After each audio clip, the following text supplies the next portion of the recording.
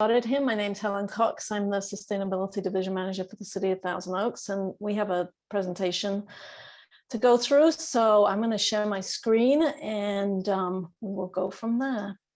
So thank you all for joining us today. And we're here to talk about the changes, the upcoming changes to our trash service, solid waste service for businesses in the city. I'm going to start by showing you just our agenda for today. We plan probably about 25 minutes where we'll be presenting, and then there'll be a substantial opportunity for interaction, questions, etc. And if you have questions as we go along, there's a chat window, you can type them in. And this is what I intend to present today. We have a lot of changes in the solid waste field, so we're going to give a quick overview of those, some of the existing and new solid waste regulations.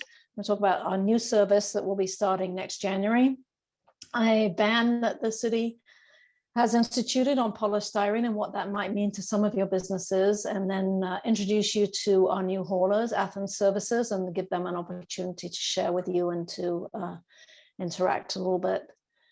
So just moving ahead, probably by now most of you are pretty familiar with the features on Zoom, but just to ask you to mute yourselves when you're not speaking. If you'd like to share your video, that's always great. We get to see who we're talking to and interacting with.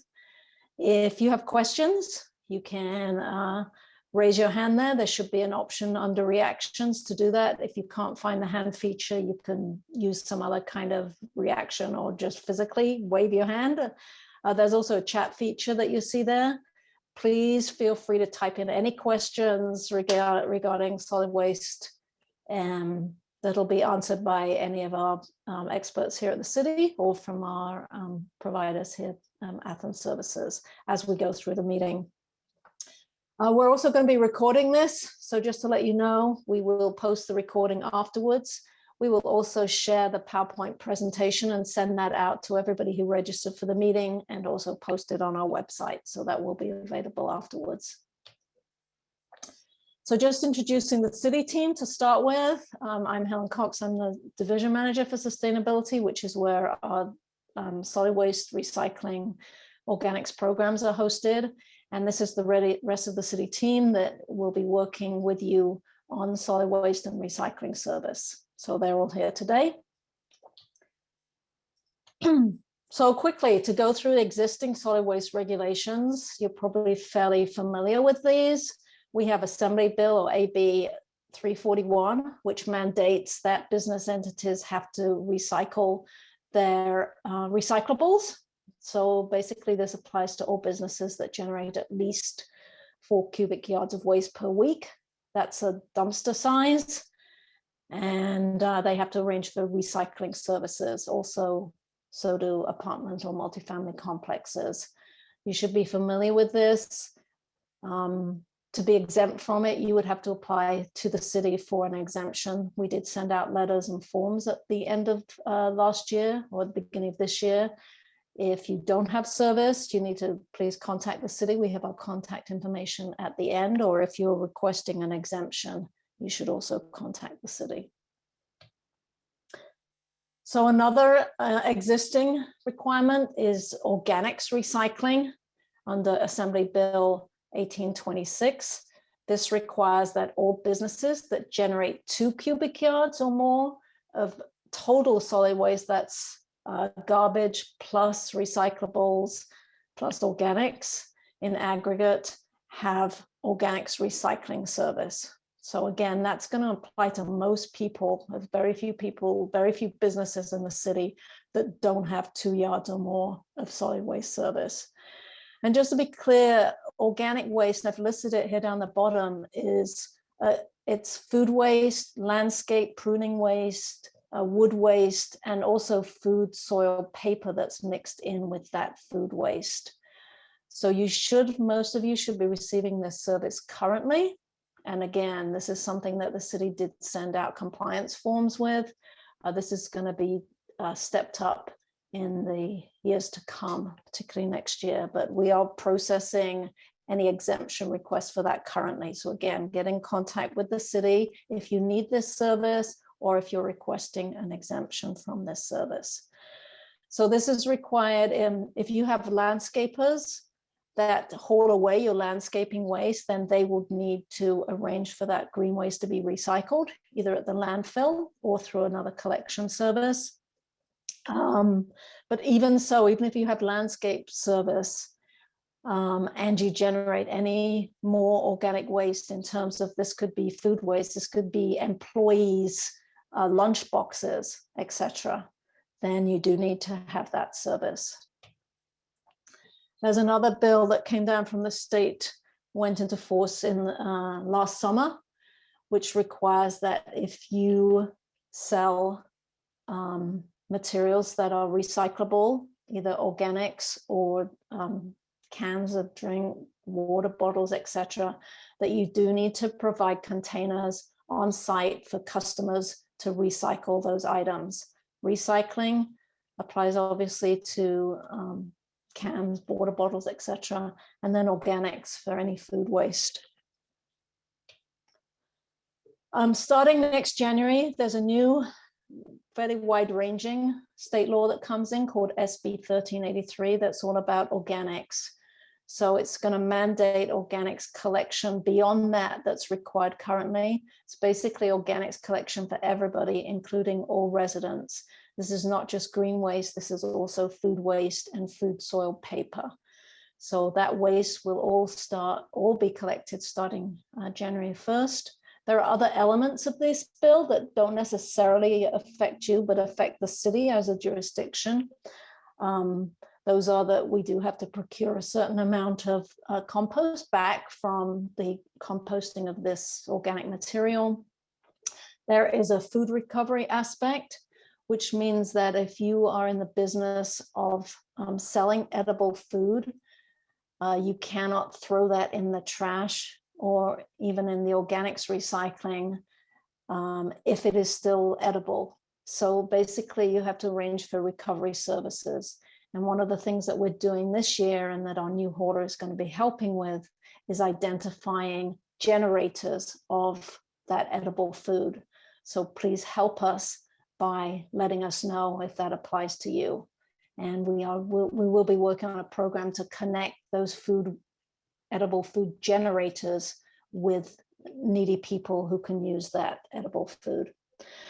The state is also requiring a lot more monitoring and compliance starting next year. So the city will be having to submit reports on all of this to the state, and hauler will be helping with that. Just to let you know that compliance on recycling and organics is definitely going to step up next year, and you will see that. One other change is that we are standardizing the colors of the containers that you will get, whether it's bins or carts. So we're going to go to the standard blue for recycling, black or charcoal for trash, and green for green waste or organics. We have arranged for new commercial service, as I've just alluded to, starting January 1st next year. So this year, the city council approved a new 15-year contract with a new hauler, Athens Services, who you'll be meeting today.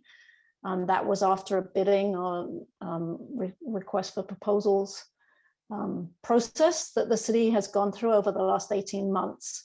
So as a result of that bid process, the city did elect a new service provider. I know that you've been with Waste Management for many decades, actually have provided the commercial service in the city. That process has never been out to bid before. And so last year that did happen. And as a result of that, we have a new service provider. As I mentioned, we're going to go to standardized colors for those bins. There will be all new commercial bins and residential carts. The rates have been established for next year. And after that, the annual rate increases that you will see will be limited to the annual consumer price index. So just to let you know, there is a limit on what those rate increases will be in the future. And I will be showing you the rates. There are some new provision for hard to reach trash disposal areas that will be facilitated by scout trucks.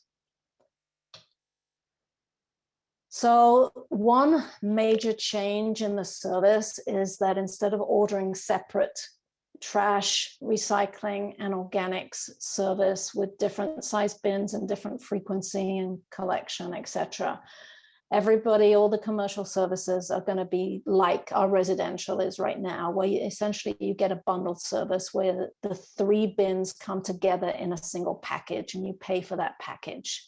As I said, just like our residential works right now. So all the businesses will receive a trash or garbage container, a recycling container, and organics, and you'll pay for that single package. The package will be such that the volume of recycling is the same as the volume of trash, of garbage. So if you have a 3-yard garbage bin that's picked up once a week, you will get a 3-yard recycling bin once a week. And there's a formula for calculating the size of the organics cart. The default there for the organics cart is that basically you'll get a large cart, which is a 96 gallon, the same size as the residential green waste bins, once a week with that service. And again, you pay for that service. Now, if that's more volume than you need, then you can move to a lower frequency of collection or a smaller size container, but those sizes will move together. So that's kind of the default. There is the ability to customize around that. So you can upsize your recycling or upsize your organics if you need more service in those. And Athens will be doing site visits with all the businesses. They'll talk about that later on to establish exactly what your needs are and to right size your service according to what your needs are. But again, it will come as a package. Okay, just looking at the rates. These are the rates for once a week service. And again, this is the rate for that package of either a 2-yard, 3-yard, or 4-yard. That's the size of the trash container and the size of the recycling container. The organics collection container will be smaller than that. For a 3-yard service at different frequencies, this is the rate for that combined service.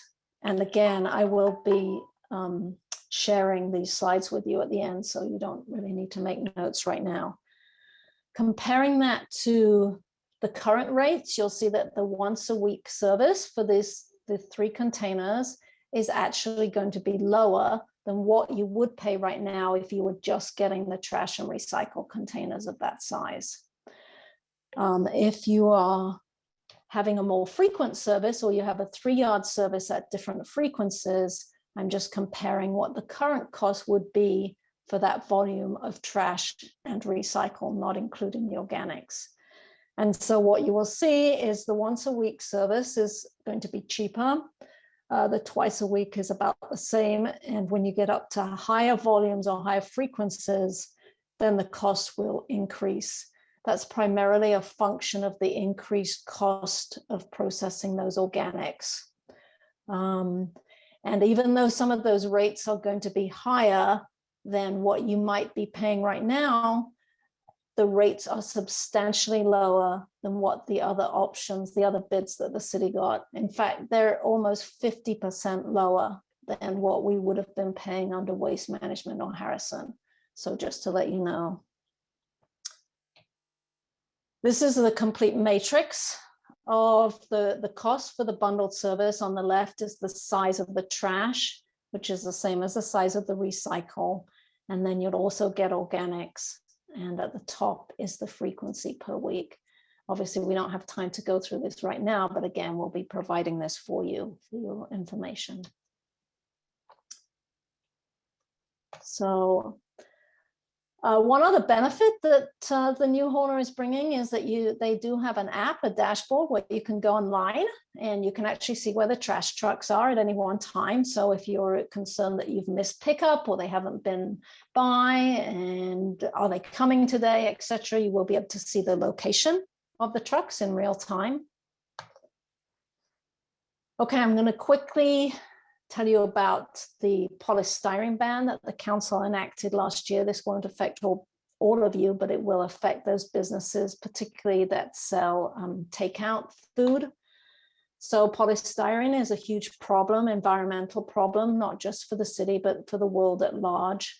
It has unique properties. It's very difficult to recycle. It also is easily littered because it's very easily windborne. It winds up in storm drains and in the ocean, and there's no real solution for cleaning it up.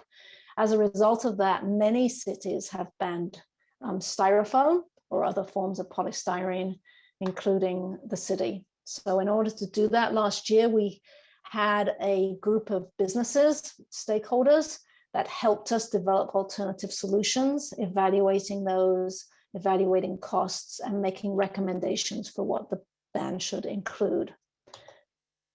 So when we're talking about polystyrene, we're talking here about the number 6. You'll know that the different plastics have that recycling label with a number on it. And the number 6 there is polystyrene, and we've highlighted this in red. That is now a banned item in the city. Mostly it's used for takeout containers, but also for packing materials. And also this matrix here shows you a little bit of what's easier to recycle. The green columns basically show the commonly recycled items, and some of the others are recycled only as the markets are available. They're much harder. So basically the ban says that no polystyrene utensils or foodware is allowed in the city, and that straws and utensils have to be requested at dine-in, though they can still be automatically packaged with takeout. We don't allow unencapsulated polystyrene. So for example, this container here, this ice chest, would not be allowed to be sold in the city. But it could be sold as an ice chest if it was in a hard plastic casing, for example. And also we do not allow that material to be used for packaging. So I just want to introduce now your new service providers, Athens Services, and I'm going to turn it over for them for a few minutes to address you and to tell you a little bit about themselves. So Matt, why don't we go over to you? Thank you, Helen. I appreciate that. Hold on, I dropped something. My name is Matthew Trouts, guys. I'm the Territory Manager and Sustainability Center Manager for here in Thousand Oaks. And thank you so much for the opportunity to communicate with our community, Helen. We really appreciate that. On the call today, we've got Robert Zaratsian. He's our Senior Director of Business and Development for Athens Services.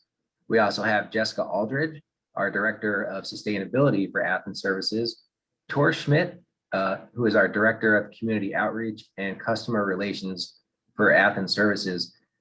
Before we get started though, Helen, I just want to applaud the city for that ban on the polystyrene. I think that's just great. It's just the kind of information or kind of the mentality of a city that we want to be involved with. So great job on that. A little bit about Athens Services, guys. We are a family-owned waste service and recycling company. We started in the Athens district of Los Angeles back in 1957. We currently provide services in over 41 cities throughout LA and Ventura counties. Athens is one of the largest recyclers in Southern California, and we're also the proud owner of American Organics composting facility, where we turn your curbside green and food waste streams into organic listed compost. We recently had the pleasure of providing over 40 tons of this material to the Las Flores Community Garden here in town. Gardeners often refer to our material as black gold. The compost is fantastic. It's like fishing with dynamite. If you're a tomato guy or gal, or you have kind of not the greenest thumb, bump into some of our compost and you'll be a pro. We're thrilled to be here today to answer any questions and engage with our community. We are ready for you. So guys, any questions, please let us have it. We're happy to be here to answer whatever you guys have today. So thank you again, Helen. Yeah, I just want to finish off by saying that Athens does have a presence here in Thousand Oaks, a storefront presence. They have a sustainability center that's right opposite City Hall. Yep. So it's a walk-in facility. If ever you have questions, you just want to talk to somebody over the counter, you can walk in. They're open now, and they're happy to talk to you about any of your trash and recycling needs. So I'm just going to skip to the last page here. This is our contact information, the Go Green email for the city. There's a phone number there, and also the phone number there for Athens, should you want to reach them.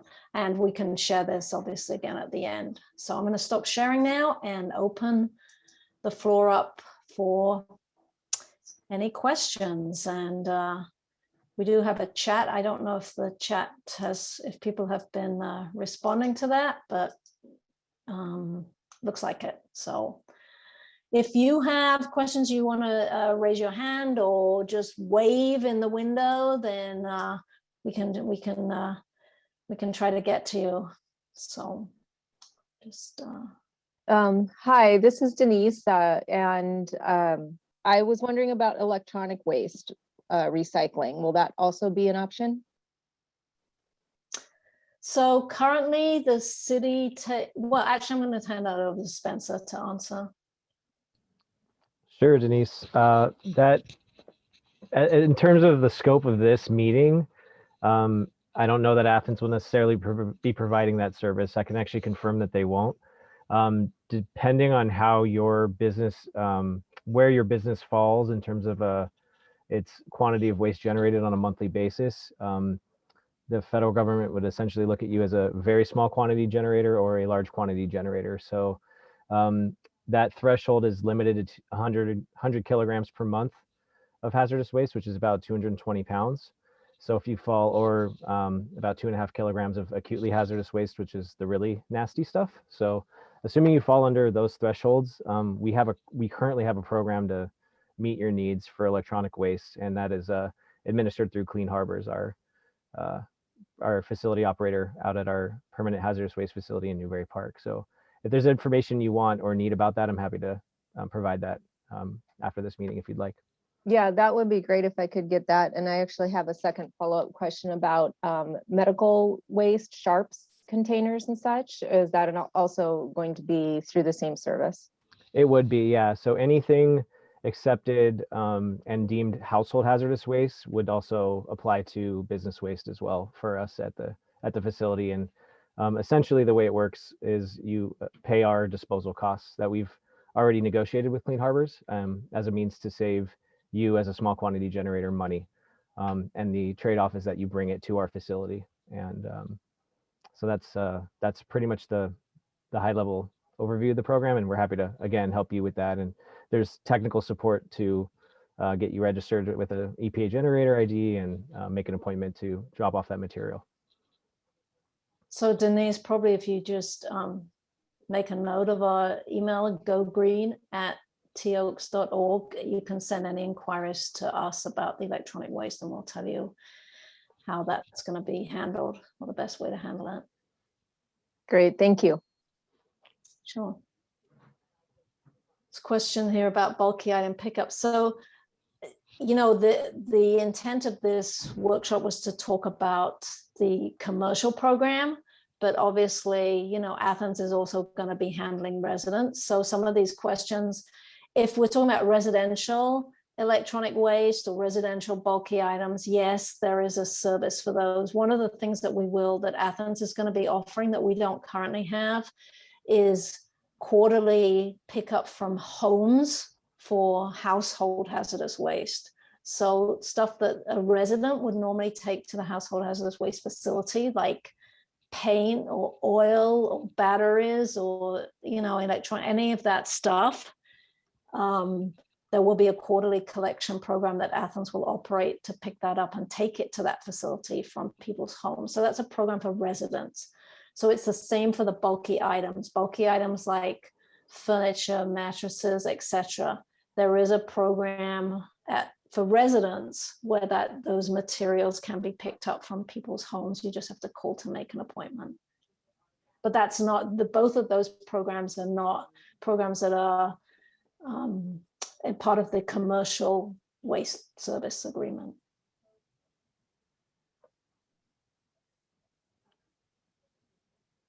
So yeah, any more questions? If we're talking about apartment communities, actually that's one new thing in our current agreement. We don't have bulky item pickup for multifamily for apartments, but in the new agreement starting next year, that service will be available for residents in apartment and multifamily complexes. So that is something that's new. One other question that hasn't been answered yet is, will all the waste containers be lockable? So maybe Athens can help on that one.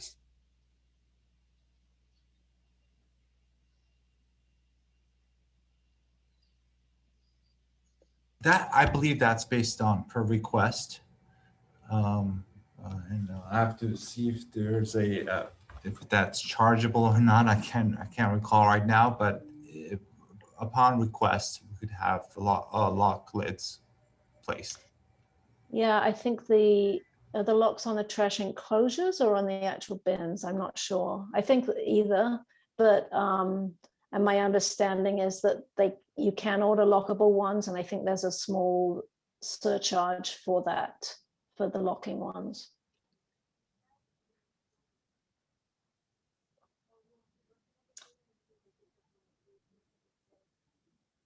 I have a question. Just real quick on that last, we do have the locking services. It's an additional $20 per month, and it is an option for the commercial residents. Sorry, Luis, I believe you had a question. I was just wondering on the, will there be a list that you guys provide of what materials are allowed in the recycling bin as well as the organics bin? I'll let Jessica answer that.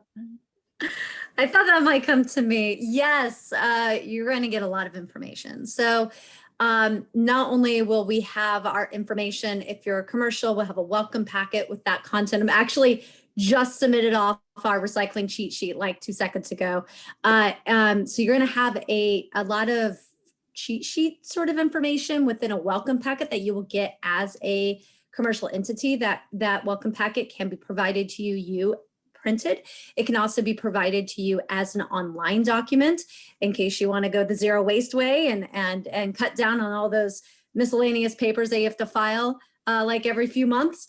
So we have that available to you. We also have a really cool online recycling guide that a lot of municipalities, including Thousand Oaks, have one that's on their site. Ours is pretty in depth, and it's going to cover all the cities that we service. It is extremely interactive. It's graphic oriented. It's really pretty cool. And it's called our What Goes Where Recycling Guide. That's going to be directly available on our website in a couple different places. One in the Thousand Oaks pages of our website. There's going to be 2 different pages. There will be a main page, and that will lead you to residential or lead you to commercial multifamily residential. Because the services are a little bit different, but you'll be able to access that recycling guide in that manner too. And on your carts, we might be the first hauler that's done this. We just implemented a QR code system on our carts. So when you go up to your cart, you're going to look at, it's going to give you a general idea of what can and can't go in there, but there's just way too much stuff to really go over that. So there's going to be a QR code there for you that you're going to be able to click. It's going to send you directly to our outreach page, a material resources page that will give you access to signage, and also to that recycling guide, to the cheat sheet, to hazardous waste cheat sheet. All of that is going to be available to you. And then, you can always shoot our social media questions too, and they're there to help and answer those questions, and our customer service. But it's always a little bit more fun when you go through social media. And you guys are always welcome to walk right into our sustainability. Yes, that too. So, we got you coming and going. Any questions? It'll be hard not to find us. There's a question here about what happens if the black trash bin has organic material or recyclables in it once it's picked up. So yeah, Cal Recycle is really requiring the compliance on this sorting and recycling to be stepped up, both directions. I mean, primarily it's a matter of not putting trash or organics in your recycling container. We don't want trash and organics in recycling containers. We don't want trash or recyclables in your organics container. So those are the most important things to get right. Once people get those right, then we can try to, you know, optimize recycling and make sure everything that is recyclable gets taken out of the trash and put in those other containers. So that's really the main focus, at least to start with, is to make sure we get clean recyclable streams and clean organic streams. Our team too is going to work with you. So there's so much confusing information out there. There's so much misleading information out there. I deal with this on a daily basis. I'm on the Zero Waste Facebook page for LA on Facebook, and I'm answering these questions every single day. Our team is coming out to work with you, to go through these materials, to tell you what is accepted, what's not, to tell you what is meant by contamination. And if you do find that things are contaminated, where it's more serious, where there's stuff not supposed to be in the organics or stuff not supposed to be in the recycling, you're first going to get us working with you. We're first going to be like, hey, we identified this. This is not where this goes. Can we offer some training? That's going to be huge. Really, to make these systems work appropriately is to make sure that you sign up for free bilingual training of all of your staff. And when I say all, I'm talking about custodial. I'm talking about people that might be temp, or if they're, if it's a school, if there's part-time, it's everybody needs to be trained to make sure that they understand how to properly utilize the systems that are in place. And we offer that to you for free. So we're going to be doing waste assessments. We're going to come over, we're going to look at your container. We're going to see what's in there. We're not going to be able to really split things open, safety hazard, but we're going to be able to have that conversation with you. So hopefully we can get ahead of some of that confusion in the beginning. And if further down the line, there are other just really serious things happening with contamination, hopefully we can offer you some more solutions as well. Maybe we need to come in there for more training. Maybe there's needs to be more signage, who knows? But we're here to help try to make that work for you and your staff and your teams. And also, you know, we're going to be starting that outreach on July 1st, going out to the businesses. So once we get into the field and we can really get hands-on, that's when we can start moving the needle with our community. So we're excited to get that July 1st start. Hopefully it's not a crazy hot summer, but either way, we'll be out there working with the community starting July 1st. So you guys can look forward to that. Yes, Sunny, I know you had a question about 400 residents. We'll be more than happy to schedule several events. It could be either the weekends or after hours. You could we could do an invite for the residents to come, and we could work with them and train them what goes where. So that's exactly what we're going to do, not just once, but several times until we get people to understand how it works. So if you're the HOA manager, or we could reach out to you directly and make those arrangements. And do them virtually as well as on site, whatever works in our current. Whatever works. And even if we all are able to go back to normal, we are going to be able to, right? Hopefully soon as well. But virtual is, I think, proven extraordinarily beneficial, and especially in a multifamily residential setting, virtual as well as something that's able to be played back on other people's time, because we're not all available at the same time.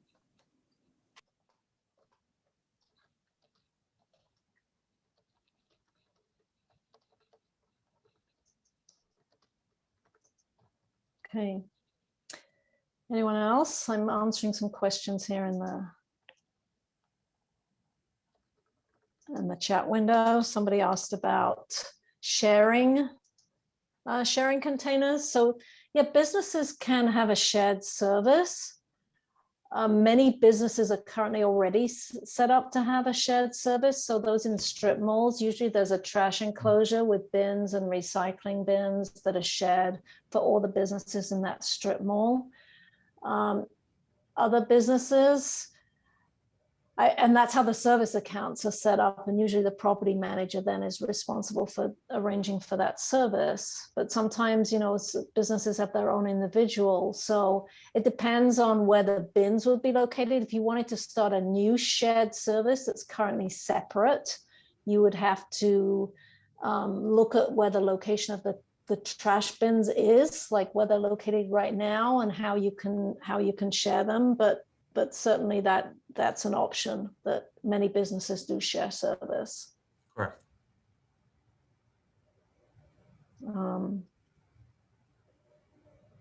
Somebody asked a question about through a Cooper inspection, we were told that there'd be a requirement for bins in a locked enclosed facility to prevent dumping.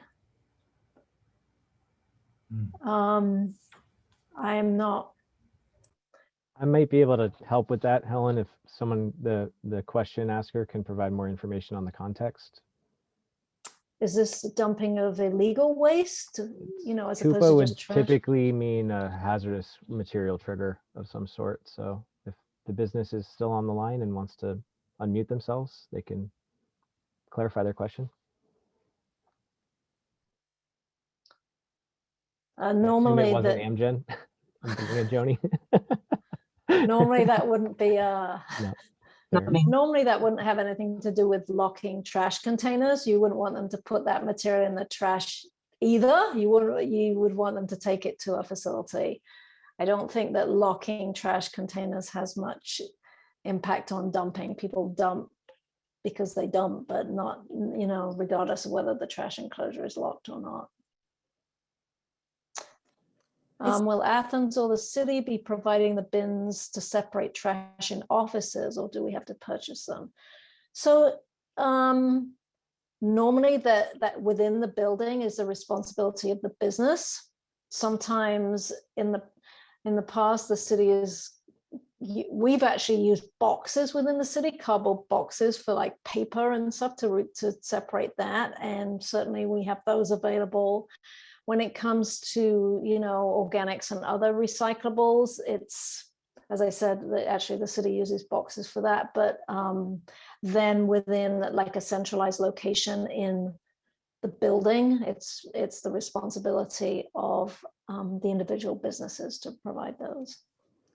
Maybe Tor, you can expand on this, but I know are we providing, so we've ran into this as well in many of our, with many of our cities and many of our businesses where they're like, I just want you to just give me the container. How much is it? Just give me the container. And that's not something that we would usually provide, those little 7-gallon, 5-gallon containers, but it became something that people really wanted. So I know that in the past we have bought those containers and just sold them back like at the same price to the customers.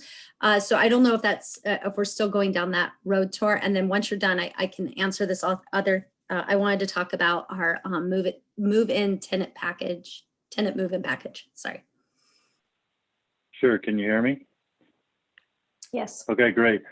So our approach is to try and make it as simple as possible for our customers, right?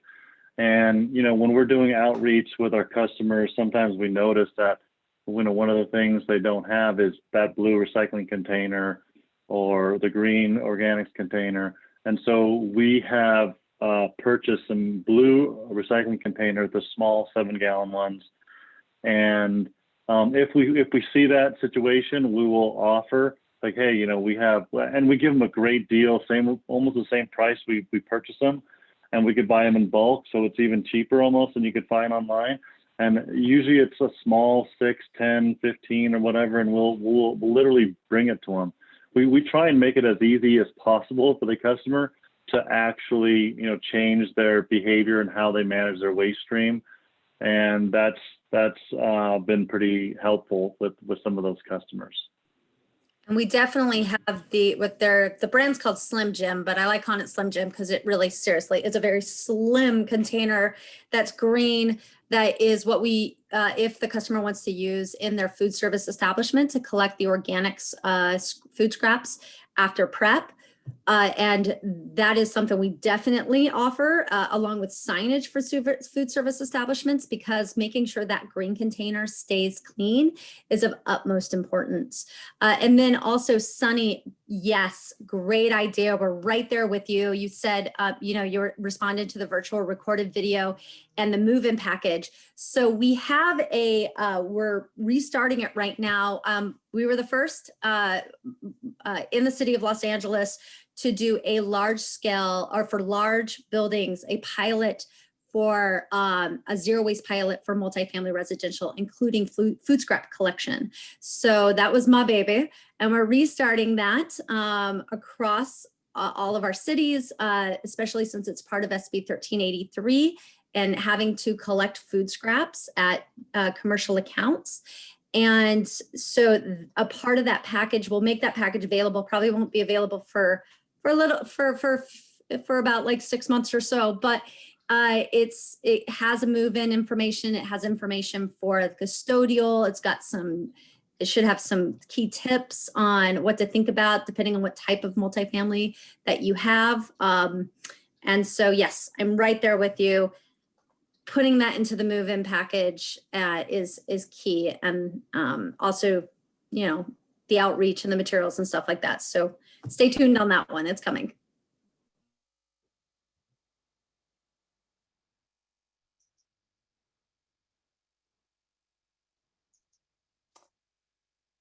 Trying to see if there's anything else that we haven't addressed.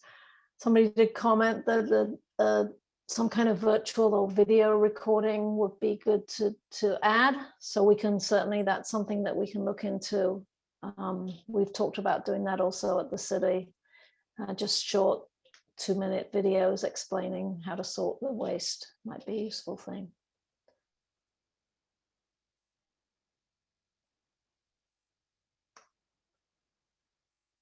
Yeah, somebody asked about styrofoam. That should go in the trash. All polystyrene should go in the trash, including those polystyrene utensils, knives and forks and stuff. Those black polystyrene ones, they can't be recycled. But hopefully you won't be buying any more of those in the city from now on. So you'll only get ones that are reusable, recyclable.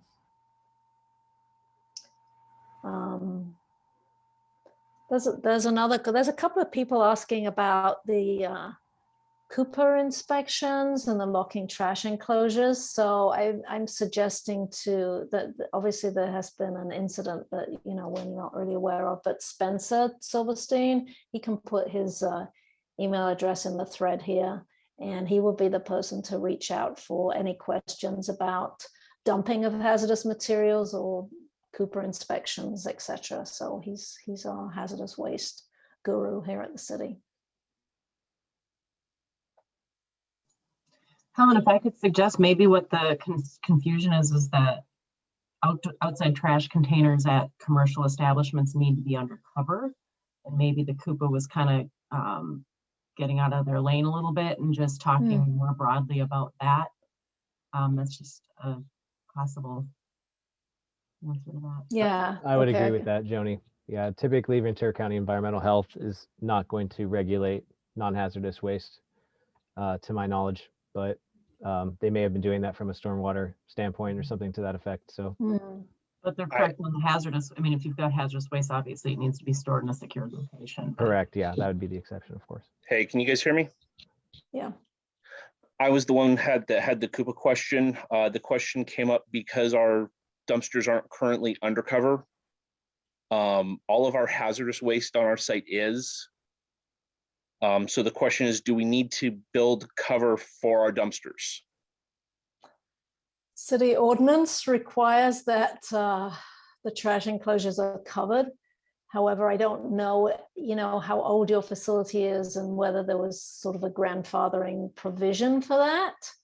I don't know when that requirement for covered trash enclosures came in. So if your facility predates that, it may not have been covered, but certainly over the last many years, I don't know, decade at least, there has been a requirement for cover, and that's actually a stormwater requirement, as was alluded to. So, yeah, Rod. Maybe. And yeah, and typically if you do any type of renovation or improvements that would require an entitlement from the city, that's usually when they would require you to upgrade the enclosure.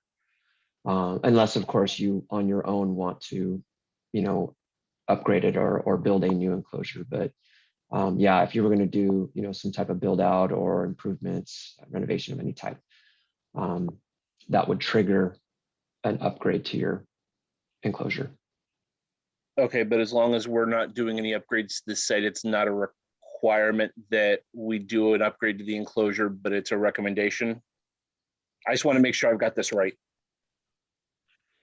Yeah, I mean, you'd want to speak to, our stormwater division for more specifics on that. But typically, yeah, if you're not doing anything, you're not making any improvements to your site, unless there's, some type of violation that's occurred, or there are some significant issues because of that. But usually I know it from my experience in some of these older locations that don't have covered enclosures, they can remain unless they do some type of renovation. But again, I would refer to our stormwater, our compliance guys, our division there, that could give you more information on that. Yeah, I mean, Okay. if there was a violation with, with regard to runoff and stormwater and stuff, then they might require you to cover it at that point, because that's really what the concern is. Okay, thank you for the answer. Actually, there's a good question here about the size of trash enclosures. So we've run into this quite a bit, where the trash enclosures aren't necessarily big enough for 3 bins. And so there are different kinds of solutions that have that we can kind of work around that. Some of it is if there's more than one trash enclosure, then maybe one has recycling or one has organics and the other one has the other, etc. Or there are ways to kind of resize the bins or reorient them, or have a smaller footprint for the bin. Maybe somebody from Athens has run into this before and could comment on what their approach would be. Yeah, I'd like to jump in on that. Oftentimes space is an issue. And what's nice about how the city has set up the services, we've got a lot of different size containers, multiple days as options for service. So if you're used to maybe having a 3-yard container, maybe it'll be a 1.5 or a 2-yard container to save space. And, that's generally a decent way around it. But we'll work with you. And that's part of what we'll be doing when we come out in July, is to make sure we know what we're getting into at every account and start working with you folks. So, but an option would be smaller size bins, increased day of service. That's a nice way to deal with that situation. The question of having bins outside the enclosure, we haven't permitted bins outside the enclosure, but I know that we have permitted organics carts outside the enclosure. I believe that's true, right? Rod or Philip want to comment on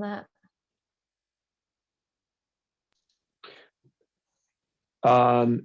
In some locations, there have been organics carts outside of the enclosure or in some other area, loading dock area, a back room, storage room, things like that. So yes, it has taken place. It's not preferred or ideal, but we've had to make provisions and modify areas in order to accommodate them.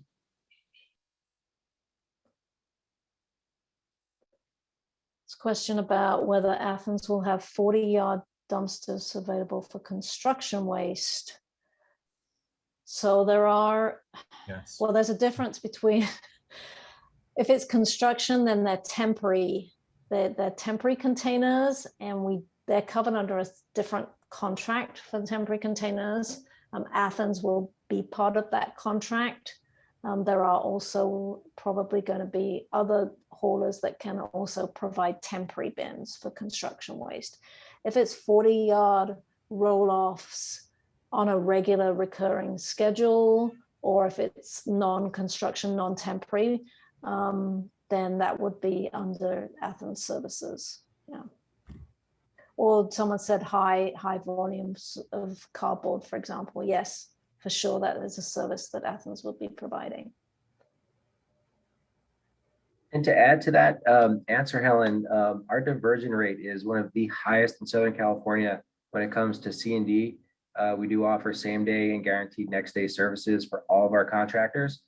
So we are a great option for temporary services along with the other haulers that are permitted under that agreement. But we have an amazingly high diversion rate for our C&D facilities. We're really proud of that.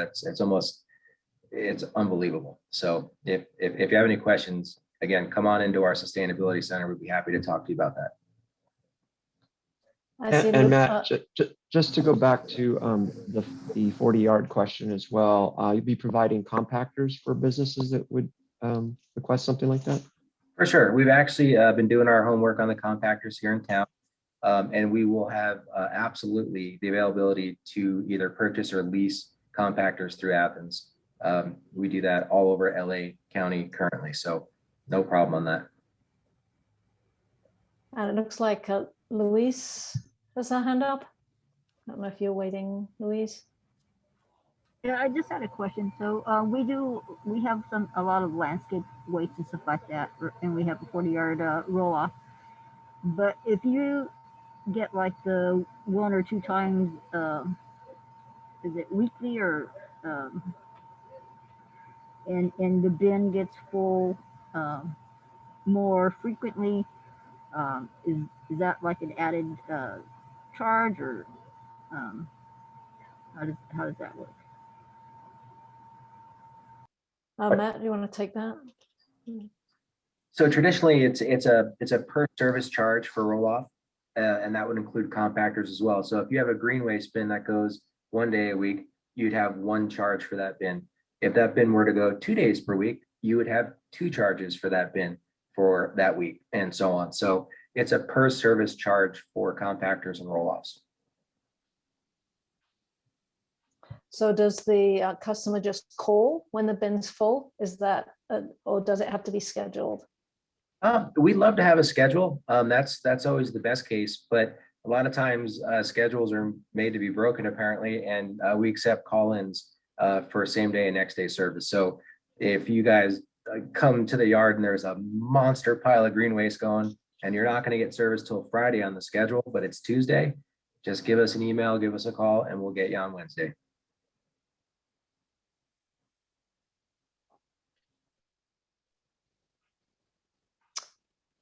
Okay, I think I don't see any more questions, and we're just about at the end of our time. So I want to thank everybody. Really appreciate you joining us, and please don't hesitate to reach out and contact the city or contact Athens directly if you have questions. And yeah, if you're registered, obviously registered for this, we'll be sending out the PowerPoint that will have all the contact and personnel information on that. So thanks again for your time, and spread the word. We have another workshop next week. So if you know other people who could benefit from listening in, encourage them to visit our website and register for that. So thanks very much.